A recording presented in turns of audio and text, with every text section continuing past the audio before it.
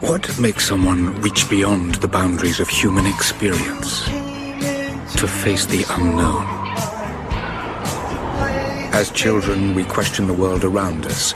We learn, we accept, and gradually we lose our capacity for wonder. But some do not. The explorers, the seekers of truth. It is these pioneers who define the future of mankind.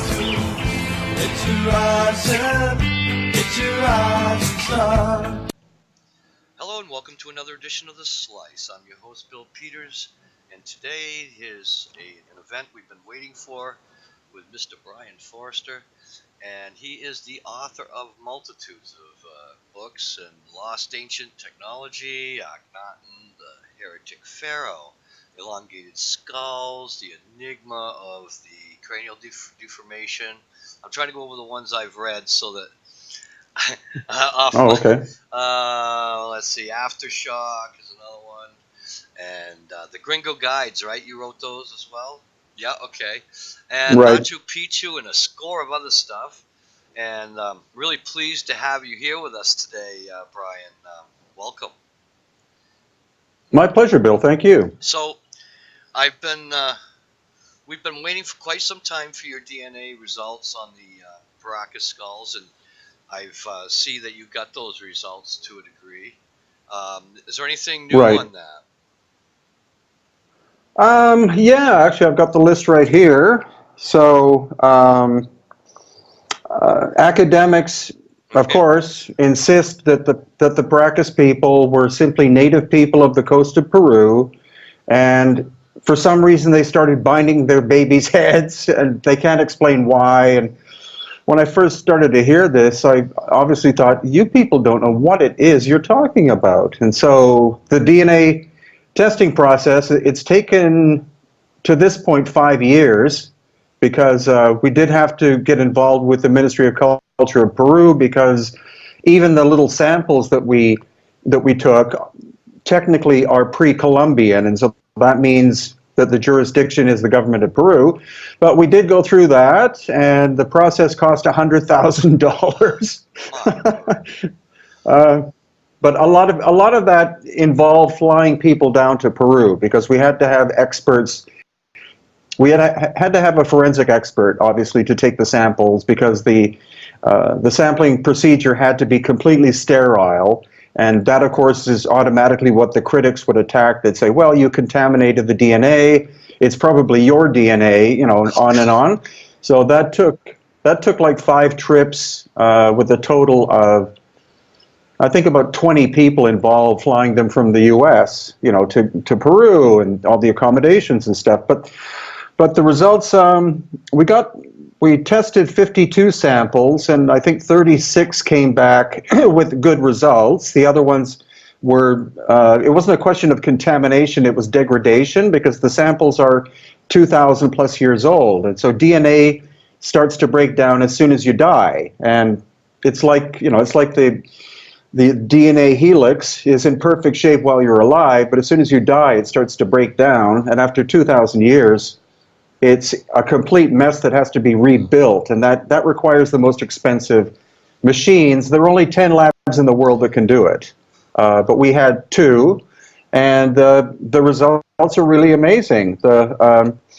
Anyone living, especially in like native people in South America specifically, if they are full-blooded or were full-blooded before the arrival of the Spanish, then the only haplogroups that they could be part of, which is what your ancestry is, are A, B, C, and D. That's it. There are no other haplogroups involved.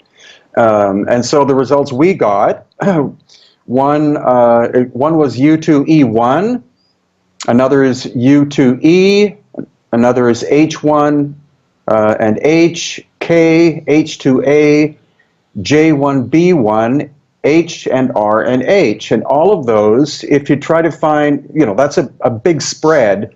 So then you try to look for the common, like, where's the commonality? Because, for example, K can exist in Ireland, or it can exist in Turkey, you know, etc.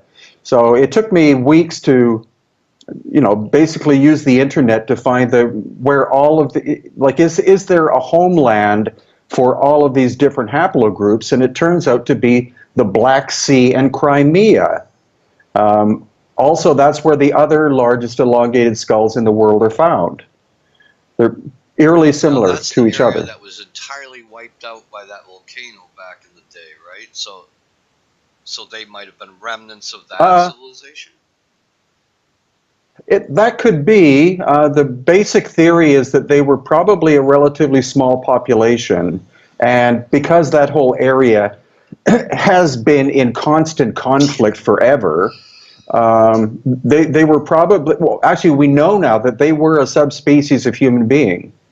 That's what the experts, we had 3 experts with us at the press conference, all medical people, and solely based on the position of the foramen magnum, which is where your spinal column enters the bottom of your skull. It's so far back that could not be cranial deformation. That has to be genetics. And they all said, based on that alone, you're looking at a subspecies that was able to breed with Homo sapiens sapiens. And there is definitely the possibility of an alien component to this, because since we can trace them to the Black Sea, the question is, okay, but where did they come from there? And we're going to get studying more of the genetic anomalies in that. The fact that they were able to breed with native people is quite intriguing. And the most fascinating one, I think, is called Waiki. And that's a skeleton that is located in a museum an hour south of Cusco. And Waiki's skull is the size of her torso. So that's not cranial deformation. We were able to find that the maternal bloodline was Native American. So what would the father be? The father has to be something somewhat out of this world, because the differences are just too bizarre to be some kind of disease. Like, I've taken more than 30 medical professionals physically to see the Waiki skeleton, and they all go, I don't know what that is. That's not a disease. It's not a birth defect. I don't know what I'm looking at, which is what you would look at, or what you would say if you're looking at something like a hybrid. Now, would the skeletons of these these people be a larger stature or no, our size? Yeah, the average native person of Peru, to this day, if they have no European DNA, and actually most people don't know that most Peruvians are 100% native people. They don't tend to breed with Europeans that much, because you have completely different social classes, and there's, on some level there's also racism involved on both sides. So native people tend, like my wife is likely 100% native Peruvian, and native Peruvians average about 5'3" to 5'4". The Paracas on average were between 5'10" and 6 feet tall. Also genetically they had red hair, which is not native. And if you have genetic red hair, you have light skin. So those are 2 other factors that come in, and probably green eyes. And so they just vanished out of that area at some point. Yeah, they were exterminated by what we call the Nazca people, and because the Nazca moved in around 100 BC to 100 AD, and then all of a sudden in the archaeological record, the elongated skulls and the red hair disappear. And what a lot of people don't know is the famous Nazca Lines, which are about 3 hours drive from where I am. The majority of those were made by the Paracas people, not the Nazca. The Nazca made about 30. The Paracas made 1,000. Geez, that's a heck of a difference. Yes. Yeah. And I wonder what the motivation for the Nazca people was to continue that. It's interesting. Yeah, I did, of course, write a book about it, because there are so many different theories, and I looked at all the theories, and there are components of the different theories that actually fit together. So it's not one reason.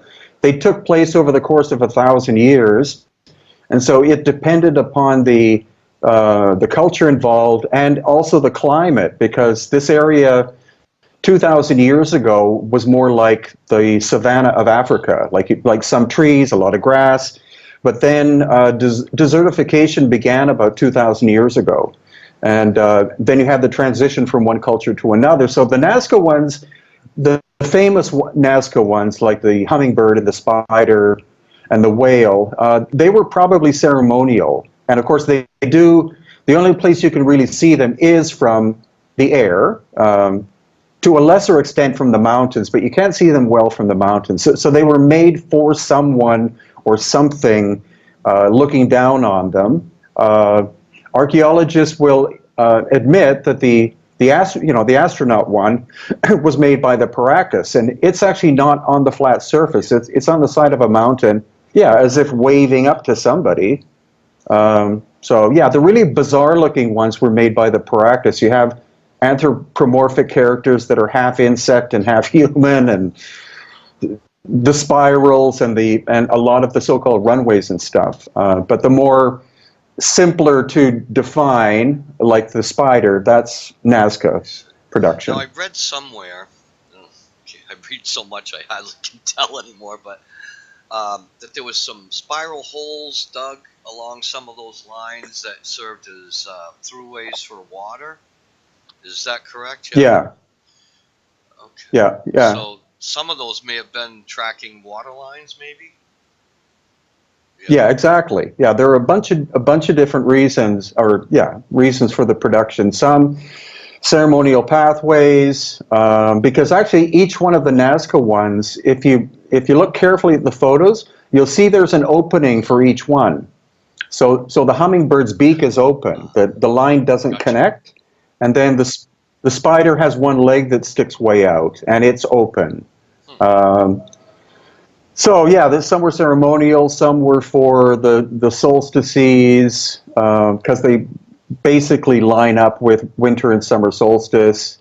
And some are for tracking underground water, because there is basically no surface water in the Nazca area. Everything's underground. And that's what the holes are. They're called Puccio wells, and they're actually easy. Yeah, they spiral clockwise or counterclockwise, and it's a really gentle grade to go down, which you can actually do.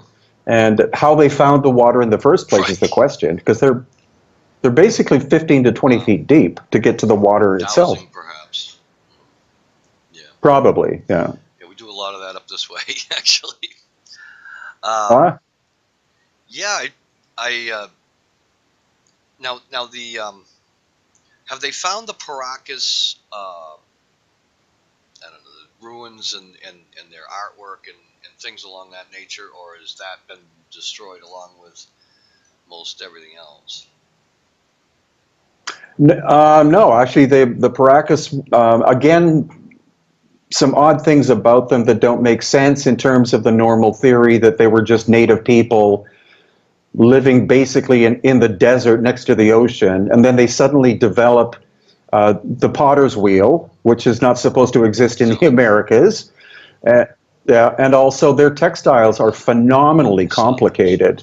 Yeah, they developed at least 90 different shades of color, and so that's not their artwork, or at least their textiles, are far more complex than the later Inka stuff. And actually so fine that in modern times, you could only reproduce it more or less in modern times with some kind of powered loom, because they're super tight weave. And again, that's a possible connection with the Eurasian area, because of course that's where you find the most complex textiles in the world, like in Iran, Iraq, and actually even in Crimea.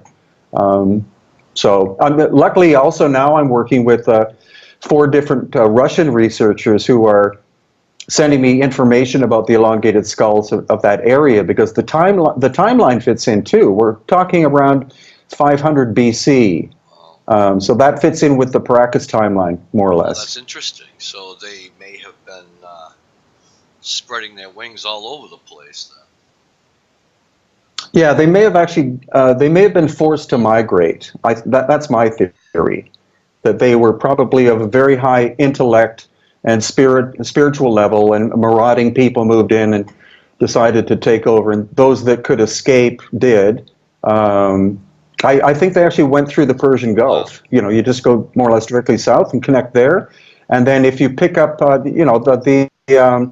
you've probably heard of the Totora reed boats of Lake Titicaca, which native people have built.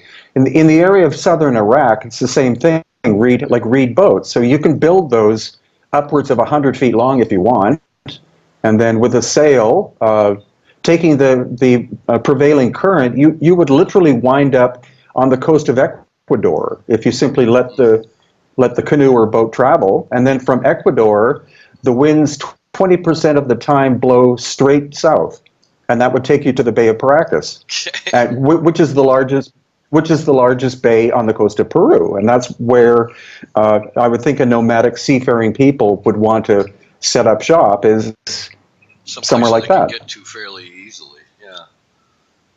Exactly. Yeah. Another thing I was thinking about the other day was I've been wanting to ask you this question for 3 years. Oh, good. But we talk about Machu Picchu and Tiwanaku and all those being destroyed by a cataclysm. Right.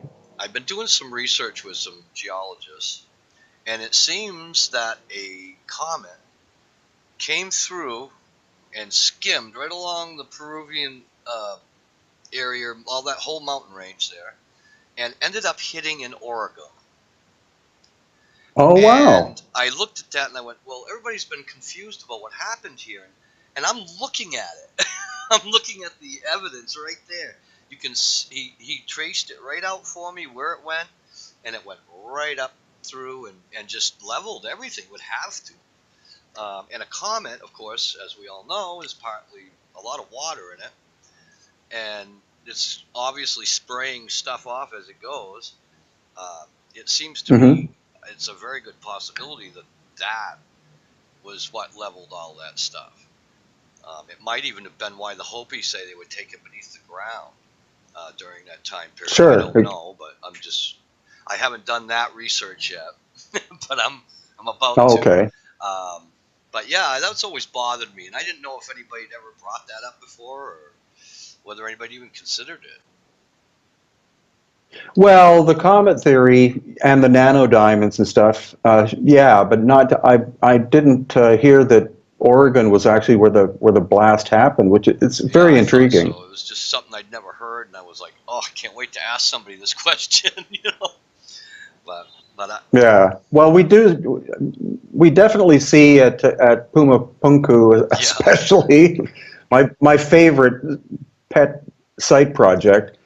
You see, like it is cataclysmic damage. It's not. Most of the tour guides and archaeologists will say, "Well, the Spanish came and wrecked it," and it's like, no. I was literally 3 days ago in the highlands of Peru, which took 8 hours to drive up and over a pass of 15,000 feet and then back down. And there's a site called Vilcaswaman, which is Inca, but it's also of course, it's megalithic first. And there on one wall, the stone is melted as if you put it in a wow. kiln. And that's an upcoming video on my YouTube channel. But you'll see that it takes at least 2,000 degrees to do that. So that's not a local Right. fire. But the surface is boiled. It's that's evidence of cataclysm, if nothing else. Yeah, anytime you find vitrification like that, it's definitely indicative of something along those lines.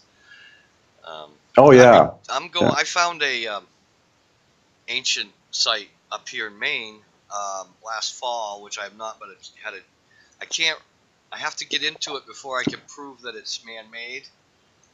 But right Hmm. now I'm finding granite perfectly cut in long square columns, and in between those layers are flat sheets, all mismatched. So I have to see if that maybe was something that collapsed. But it's in an area where there is no other granite. It's all basalt. So I need to get in there and prove that it's man-made, and then the state will take over. Of course, they always do. But I have to do it legally, or else I'll get in trouble, and I don't need that. So, no.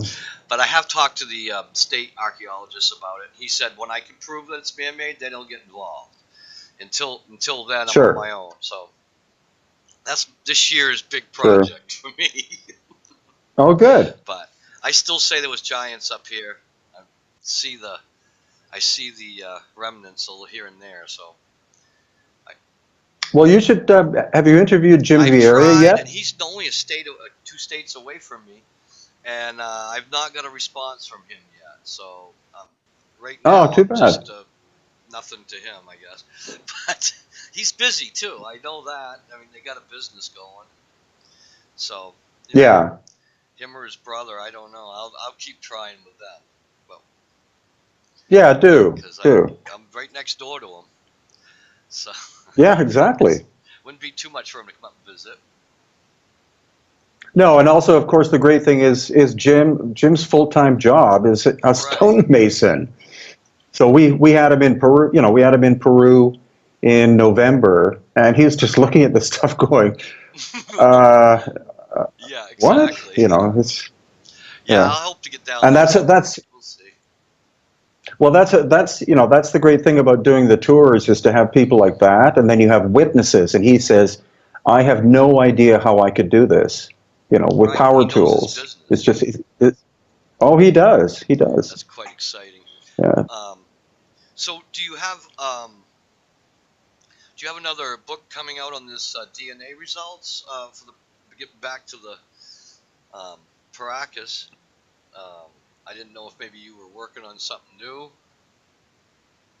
Yeah, well, actually, I just finished 3 books in rapid succession. It's, of course, I didn't just. It's a question where you start something, and then you go, I don't think there's a book about this, and that's how all of my books are, more or less. Like I wrote a book about Petra in Jordan because I was in complete shock when I got there and saw how big the complex is. Most people just think of the scene from Indiana Jones, with the so-called treasury. That's less than 1% of Petra. It goes on for 7 miles, which blew me away. We had a guide, and I hadn't bothered to do much looking up on Petra before we went, but there's the narrow channel you go through called the Seek, which of course is in the film. That's more than a mile long, and it's like I thought it'd be like 300 feet or something. It's like we walked for a mile, and then when we got to the end, which is where the treasury is, I said, "How much farther does it go?" And he goes, "Oh, another 6 miles that way." And my wife and I walked the whole thing. It took 9 hours. We had to actually take horses back because we were burnt out. But it is mind-boggling. So I had to write a book about that, because the standard story is that some Arabs, with a few chisels did this work. There's one chamber that's 300,000 cubic feet in size. So I just wrote a book about the Coptic people of Egypt, because most people will never have heard of them. They're actually the direct descendants of the pharaohs. So genetically they look very different from what you think of an Egyptian looking like. So I wrote that, and then I wrote one about lost ancient technology evidence in Mexico, which there is quite a bit of evidence of.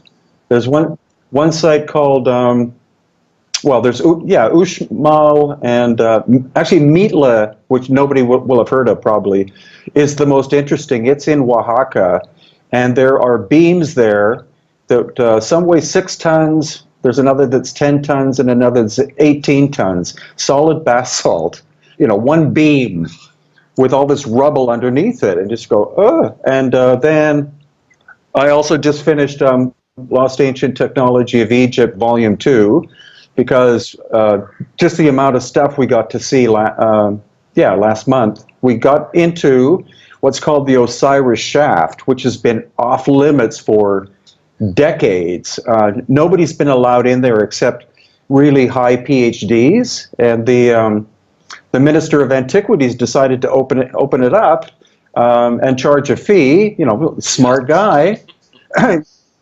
because his predecessor, Zahi Hawass, was a egomaniac who controlled everything, and the new guy, whose name I forget, he's actually doing it as a business. It's like, well, if we open the shaft and we charge people $2,000 for 2 hours, then we'll make a lot of money. So we got, our group had the Osiris Shaft, which goes down 200 plus feet into the bedrock for ourselves for 2 hours, and it's, you know, that thing is from a movie set. It's just an insane place. I have a feeling that there's even more insane places to be found real close there.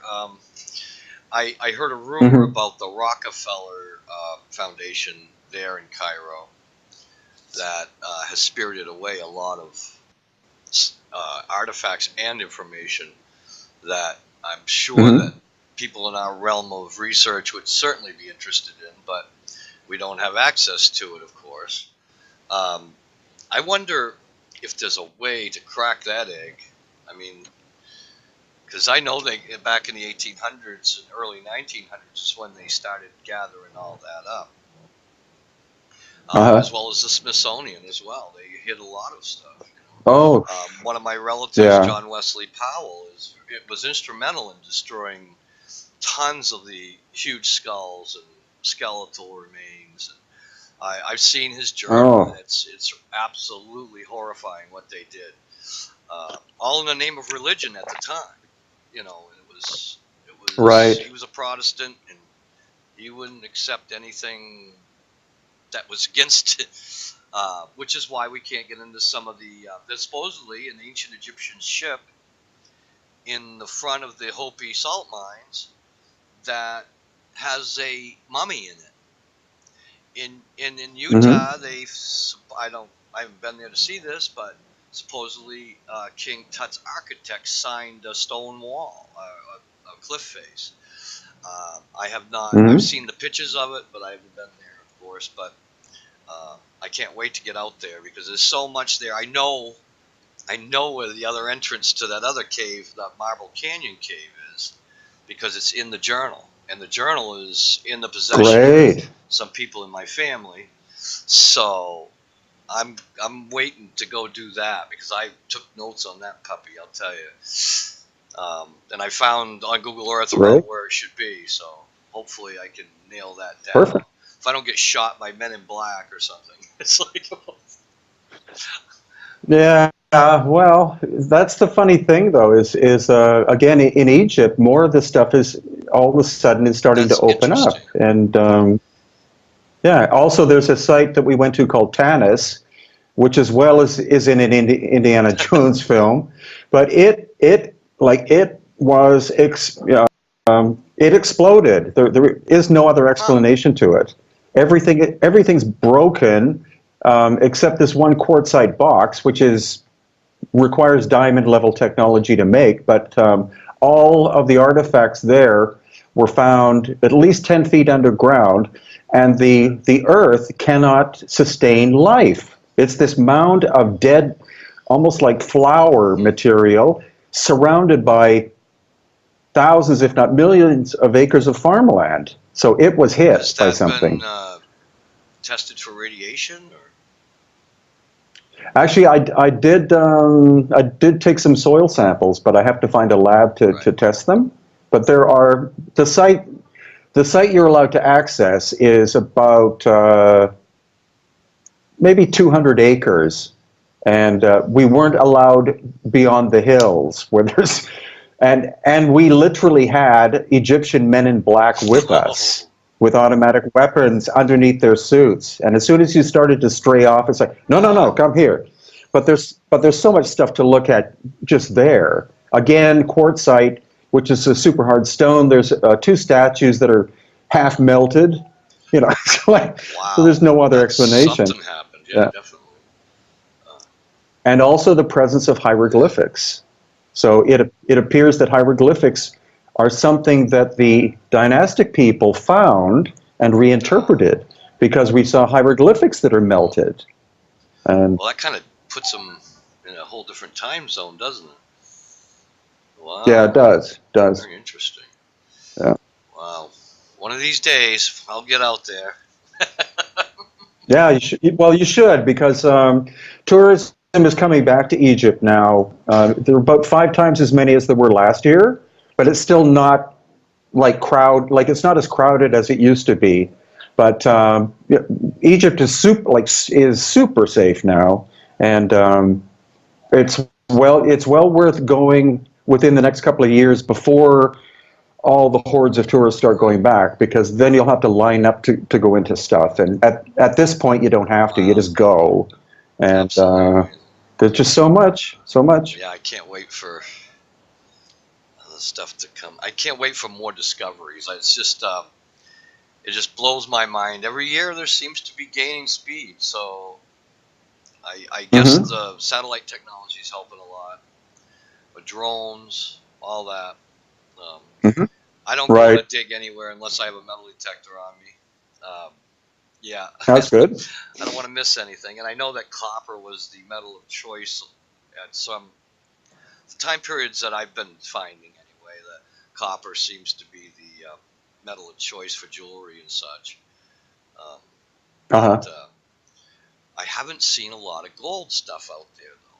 It's very interesting. That wasn't their main mineral to grab. It's kind of interesting. That it would be for us, but they weren't doing it for the money. They were doing it for what they considered beauty. So right, and it's amazing how many, no matter where you go, how gold was thought of as being super rare. Like the Inca didn't have as much gold as people think they did, and most of the artwork is like very fine sheet gold. It's not like solid. So like again in the Indiana Jones film where he picks up that statue and it's supposed to be solid gold, nobody made stuff like that. It's just it's a waste of material. So that's kind of like the Crespi stuff. It was all very fine sheets. Yeah, exactly. I wonder where that stuff went. That's kind of interesting. It's in private collections. So they swooped in after the fact and just gobbled it all up. Well, the story that I heard was that the initial objects were probably authentic, like maybe Sumerian or they look Sumerian. But then later the native people started to make stuff, which he still bought because they were dependent on him. But the original stuff supposedly was found in a cave, and when he became very ill, pretty close to his death, he was forced into the hospital. He didn't want to go because he didn't trust anybody.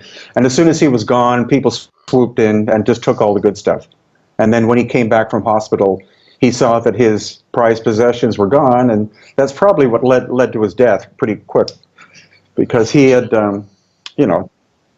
So supposedly, I think one of the banks in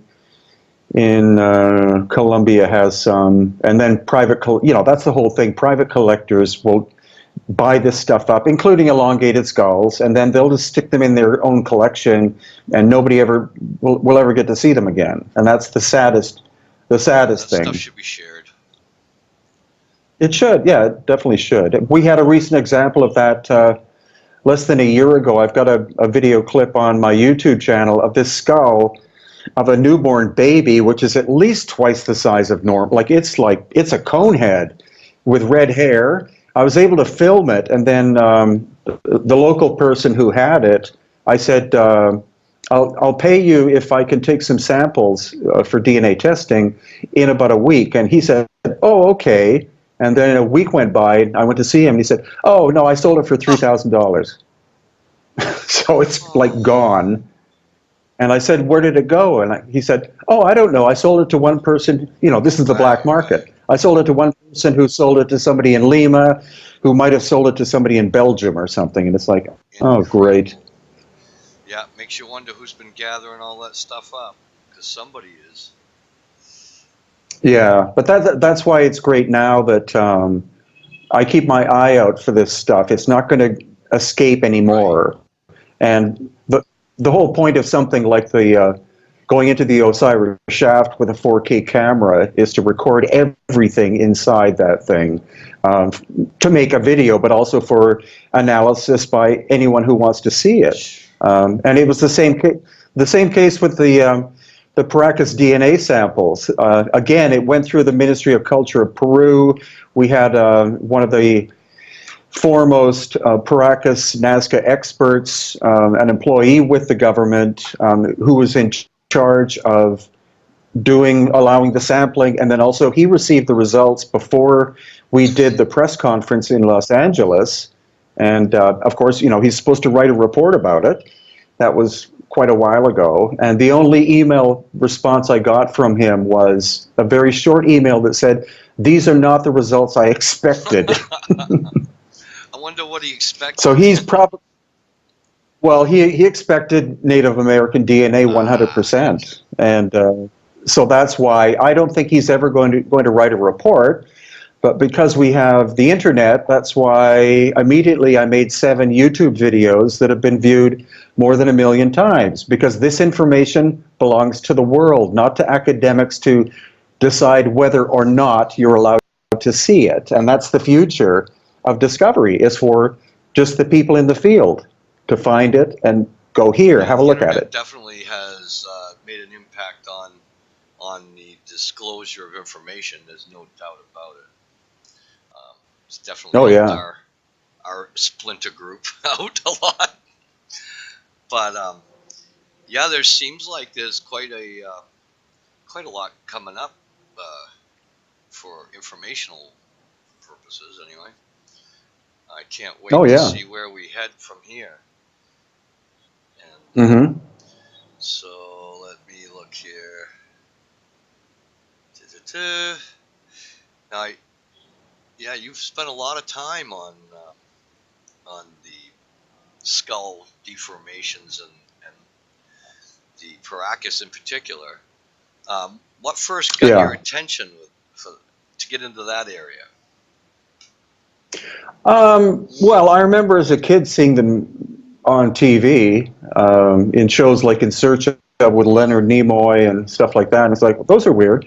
And then actually, my wife and I first came to Paracas about 10 years ago. There was a little museum, and there was a perfectly preserved, mummified one on display in the museum. And it's like, whoa, look at that. And Senior Juan, who ran the museum, said, I have more at home if you want to see them. And I said, sure. So the next day he brought 4 more. And I was just intrigued. Yeah, but my background is actually biology. So when I looked at these, it's like, what the hell is that? And just the whole process of then looking up on the internet about the history of the Paracas culture, and there's almost nothing except descriptions of their textiles, no discussion of their origins or anything like that.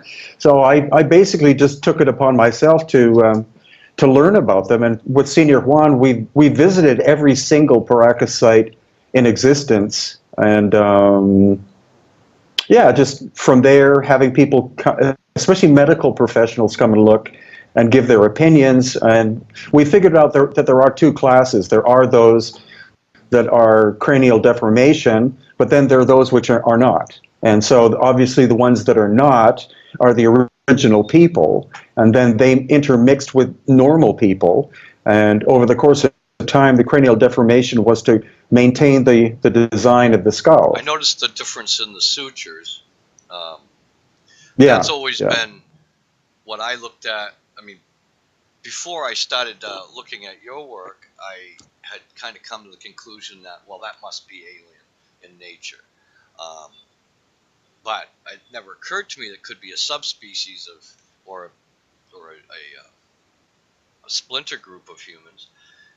But we only know a little tiny portion of our DNA, so we don't really know what else is in there. So we'll see what happens with that's that. True. Someday we may find out we're all from somewhere else, but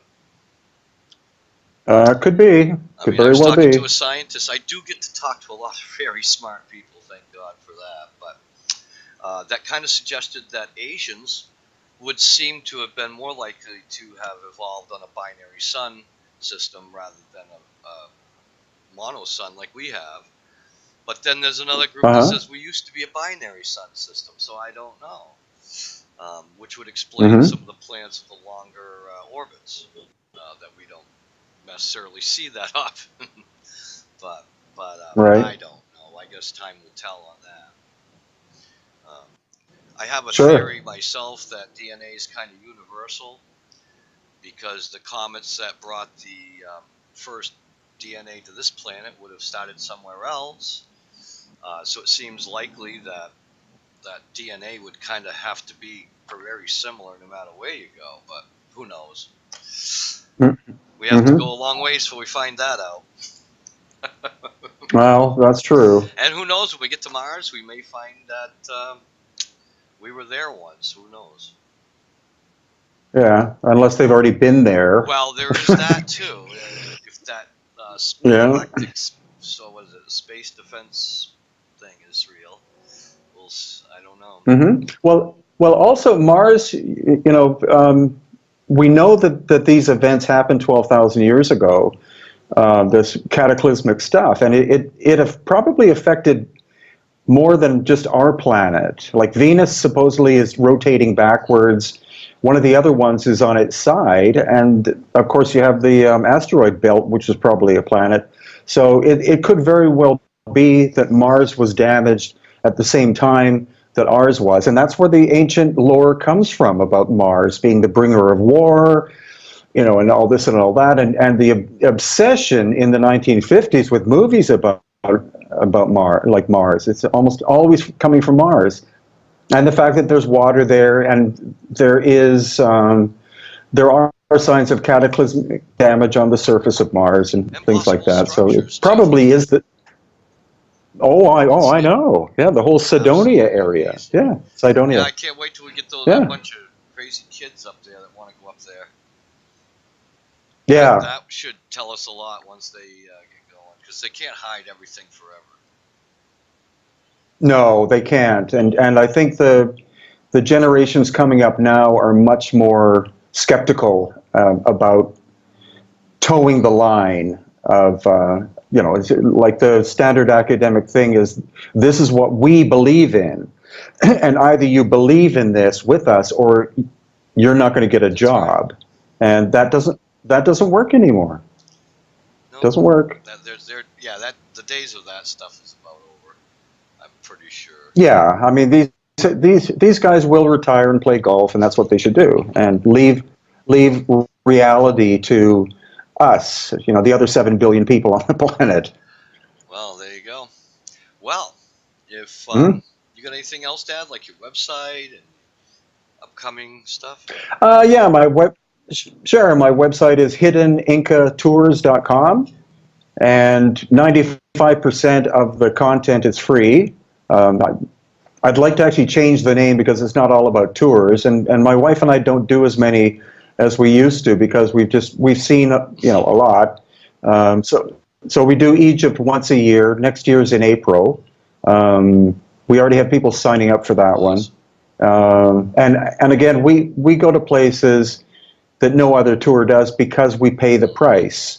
So the Osiris Shaft we do. This is the first. It's only been open since November, and as far as I know, I've only heard that another group of Russians have been in because it costs $2,000 for 2 hours. So that costs, and then the interior of the Great Pyramid we do. I think that costs $3,000 for 2 hours.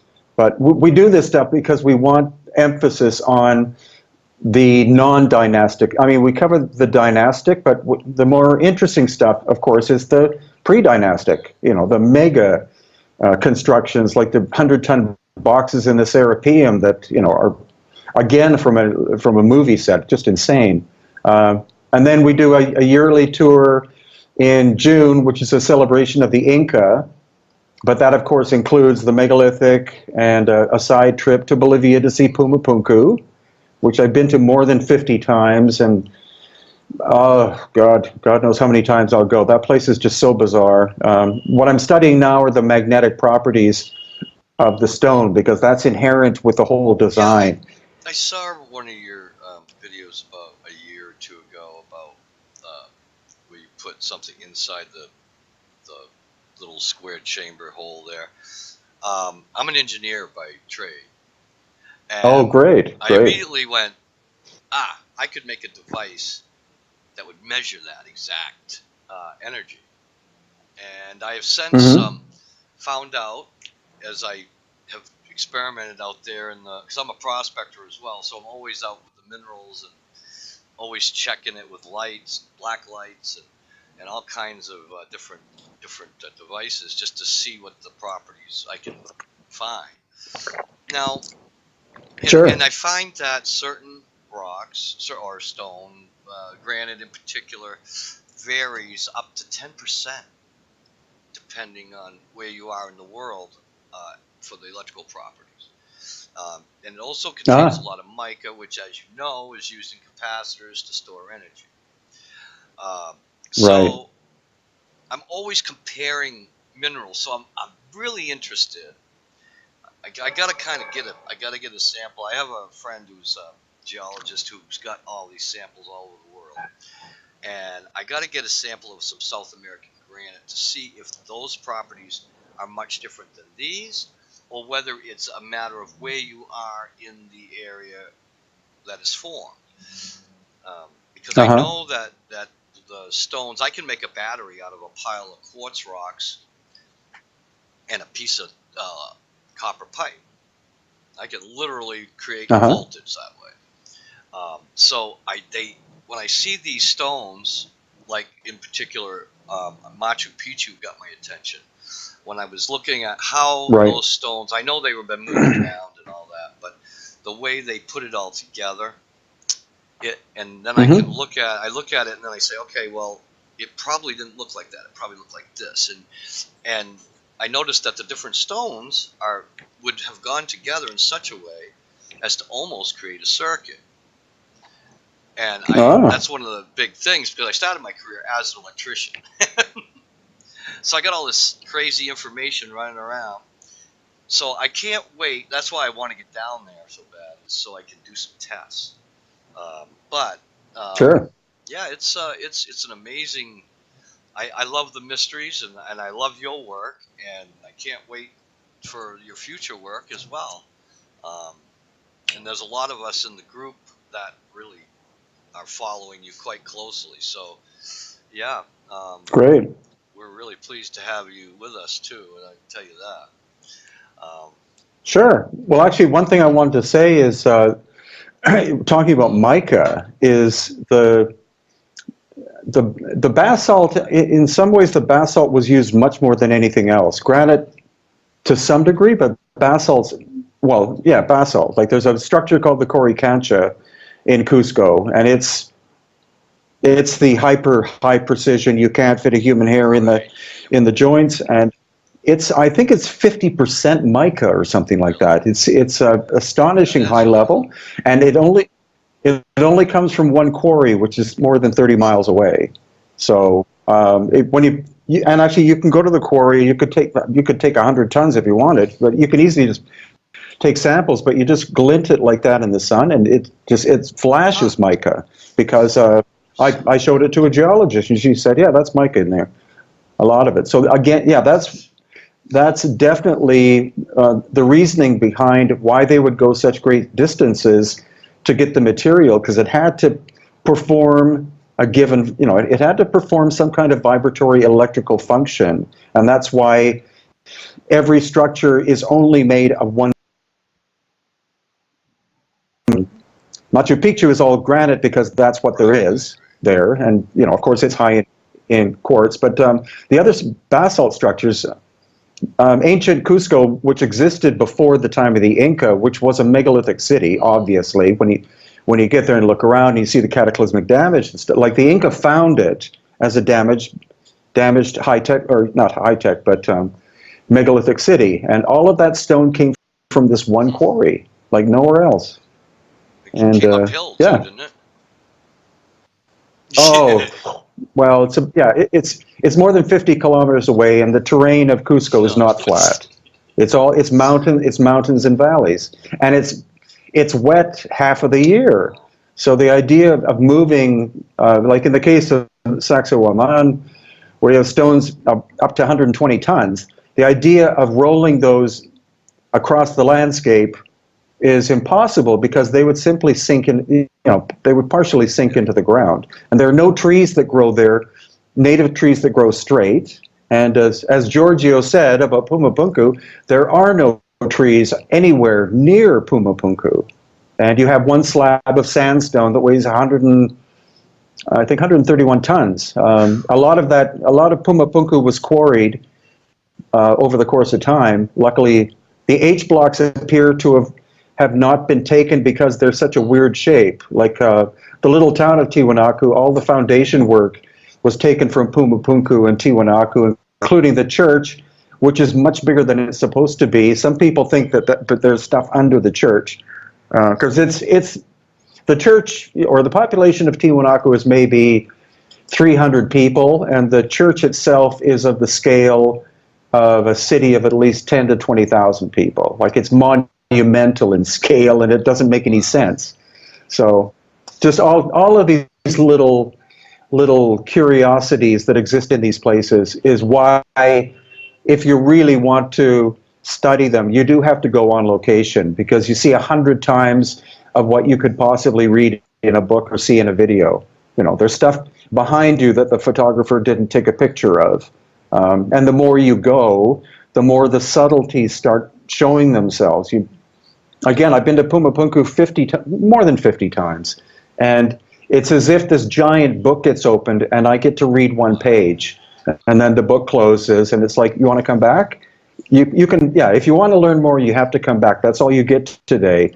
But it's the magnetism, which is really, really intriguing, and using something as simple as just a normal compass, because, rather than an app which can maybe go wonky or whatever, just a simple compass on location. There's some, like the H blocks, you put the compass on the outside, like where the insert is, hold it there, it's going perfectly east-west, and then you shove it to the center, and it automatically rotates by 90 degrees in the little door in the middle.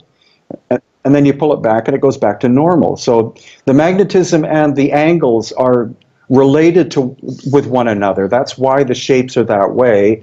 For this, for this intriguing reasoning. But again, it's so, the stuff is so off the charts that's why you have to entertain the idea that aliens were involved, because the mindset is just so bizarre.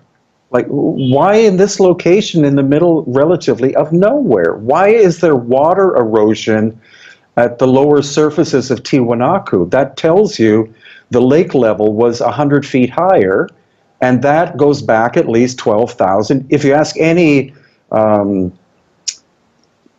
expert on landscape or the history of Lake Titicaca, yeah, 12,000 plus years ago, the lake level was 100 feet higher. So the stone is telling you, this is how old I am. Absolutely. Yeah. Well, lot to ponder there, Brien. Well, folks,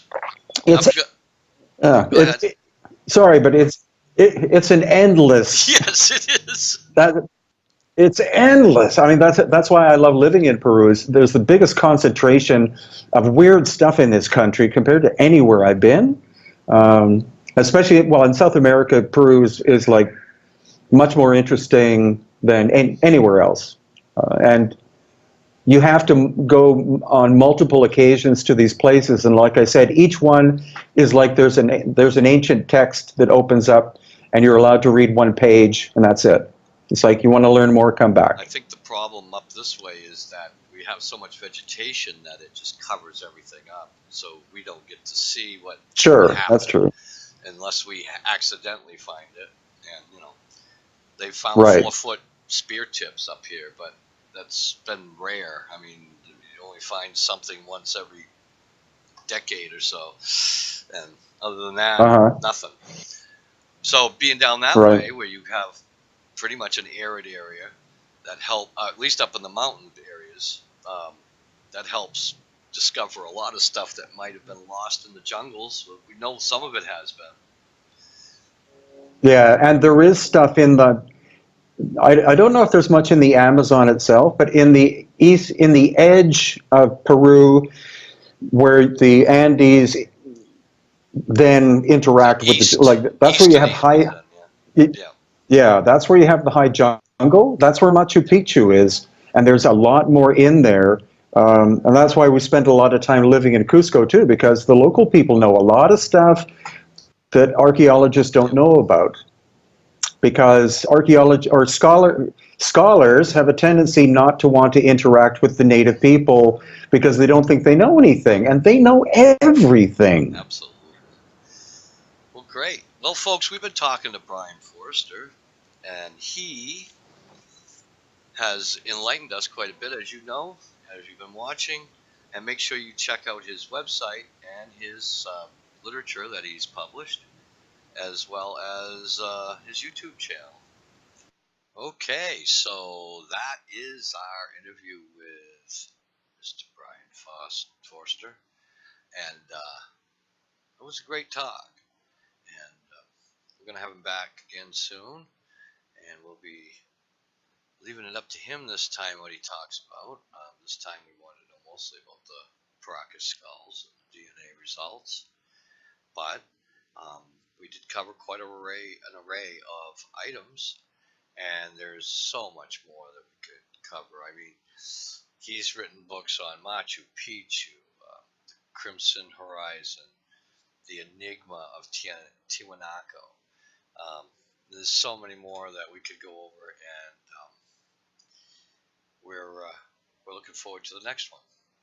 So, folks, this is Bill Peters, your host here on The Slice. See you next time. Have a great day.